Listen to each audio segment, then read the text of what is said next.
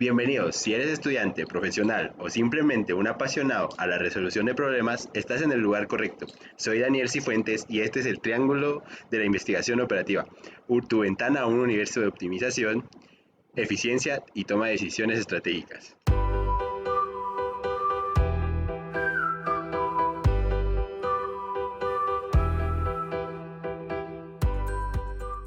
Este video tratará sobre el método Simplex. El método Simplex es un algoritmo utilizado en la programación lineal para encontrar la solución óptima a un problema de optimización, generalmente en la forma de maximizar o minimizar una función lineal sujeta a restricciones lineales. Proceso del método Simplex. El método Simplex opera iterativamente y comienza con una solución inicial factible, luego examina los vértices del conjunto factible y se mueve de un vértice a otro a través del paso que mejora las funciones objetivos. Optimización y criterio del paro. El método Simplex busca mejorar continuamente el valor de la función objetivo, se detiene cuando no pueden encontrar una mejora adicional, lo que indica que ha alcanzado la solución óptima. Como primer paso para el método Simplex, en este ejemplo, generaremos la matriz aplicando lo indicado. Función objetivo, maximizar z igual a 3x1 más 2x2, sujeto a 2x1 más 5x2, menor o igual a 35, menos 3x1 más 2x2, mayor o igual a menos 18, 2x1 más 4x2, menor o igual a 26 y x1, x2, mayor o igual a 0. Para la función objetiva, añadiremos las variables 0s1, 0s2 y 0s3, haciendo lo mismo a los sujetos de. Una vez convertidas nuestras restricciones en ecuaciones, procederemos a generar nuestra matriz. Cuando generamos nuestra matriz podemos encontrar el vector de costes, coeficiente de la función objetivo, vector solución, vector de costes reducidos y coeficientes de restricciones. Vector de costes. El vector de costes contiene el coeficiente de todas las variables de la función objetivo. Vector solución. En esta columna se coloca la solución básica inicial y se ve actualizando conforme se realizan las iteraciones en la columna CB. Coeficiente de restricciones. Se colocan el coeficiente de las restricciones en el mismo orden en que fueron formuladas. La columna R contiene los términos independientes, también conocidos como vector de recursos. Vector de costes reducidos, también conocido como precio sombra, y este vector se calcula multiplicando el vector solución. 2. Determinar la solución básica inicial. Como habíamos mencionado, el método Simplex parte de un vértice de la región factible, es decir, un punto extremo. Con cada iteración avanzaremos de vértice en vértice hasta llegar a la solución óptima. En nuestro caso, en la matriz elaborada, podemos ver la solución básica inicial, que sería S1 igual a 35, S2 igual a 18 y S3 igual a 26.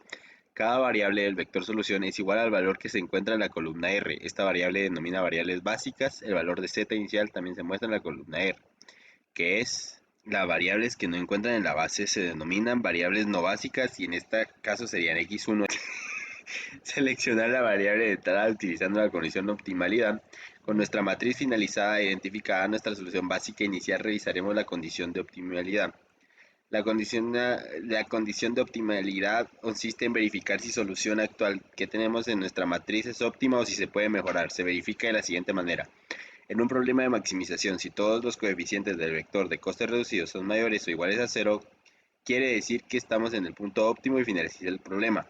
En un problema de minimización, si todos los coeficientes del vector costes reducidos son menores o iguales que 0, quiere decir que estamos en el punto óptimo y finaliza el problema. Variables de entrada. Las variables de entrada hacen referencia a una de las variables no básicas que ingresará a la base y formará parte de la solución del problema. Los criterios para seleccionar la variable de entrada dependen si el problema es de maximización o minimización. Para el problema de maximización, la variable de entrada será la variable no básica con el coeficiente más negativo en el vector de costes reducidos. Para problemas de minimización, la variable de entrada será la variable no básica con el coeficiente más positiva en el vector de costes reducidos. En el ejemplo, nuestra variable de entrada sería x1, dado que tiene el valor más negativo en el vector de costes reducidos, es decir, menos 3. La variable x1 tiene el valor más negativo en el vector y el vector de costes reducidos sería la fila de menos 3, es decir, z. Seleccionar la variable de salida con la condición de factibilidad. A continuación explicaremos a qué se refiere la condición de factibilidad. La condición de factibilidad para cualquier problema, ya sea de maximización o minimización, se verifica evaluando los valores de los coeficientes de la matriz de restricciones que se encuentran en la columna que corresponde a la variable de entrada. Se debe verificar que al menos uno de sus valores sea mayor que 0 para obtener nuestra variable de salida. Si no se cumple esa condición, significa que el problema tiene solución ilimitada y no acotada. Variable de salida. Para determinar la variable que sale de la base, debe dividir el valor correspondiente a la columna R con su respectivo coeficiente en la columna de la variable de entrada. De los resultados obtenidos, el menor valor corresponde a la fila que contiene la variable de salida. Veremos una aplicación con el ejemplo. El menor valor es 6, por lo que la variable de saldrá de la base es S2. Entonces, sería el 3, que sería 35 dividido 2 igual a 17.5, 18 dividido 3 igual a 6 y 26 dividido 2 igual a 13. En este caso, dando como el número menor el 6. La variable de salida sería S2, el número que se encuentra al cruzar la fila pivote, y la columna pivote es el elemento pivote, en nuestro caso sería 3. Actualizar la matriz. Una vez determinado nuestro elemento pivote, realizaremos las operaciones de Gauss-Jordan para formar nuestra matriz identidad. El nuevo valor de cada fila se calculará de la siguiente manera. Para fila pivote, el nuevo valor se obtendrá dividiendo el valor actual entre el elemento pivote. Nuevo valor fila pivote igual a valor actual fila pivote dividido elemento pivote. Para las otras filas, el nuevo valor se calcula restando el valor actual, la multiplicación del elemento de la fila que se encuentra en la columna pivote por el nuevo valor calculado en la fila pivote. Se divide cada valor entre el elemento pivote, es decir, 3, fila pivote, elementos pivote. Nueva fila pivote, 1 igual a menos 2 tercios, 0, 1 tercio, 0 y 6. En las otras filas realizaremos los cálculos de forma diferente. Iniciaremos con la fila S1.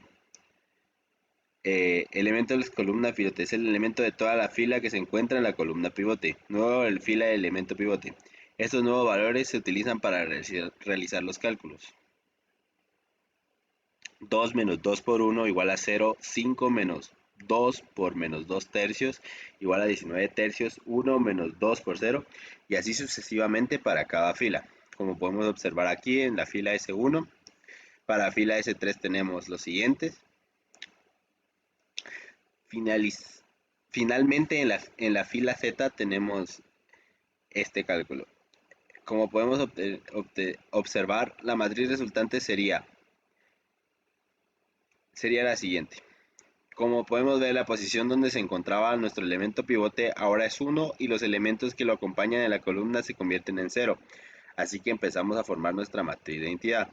Volvemos al paso número 3, donde encontramos el valor menor y será nuestro número pivote.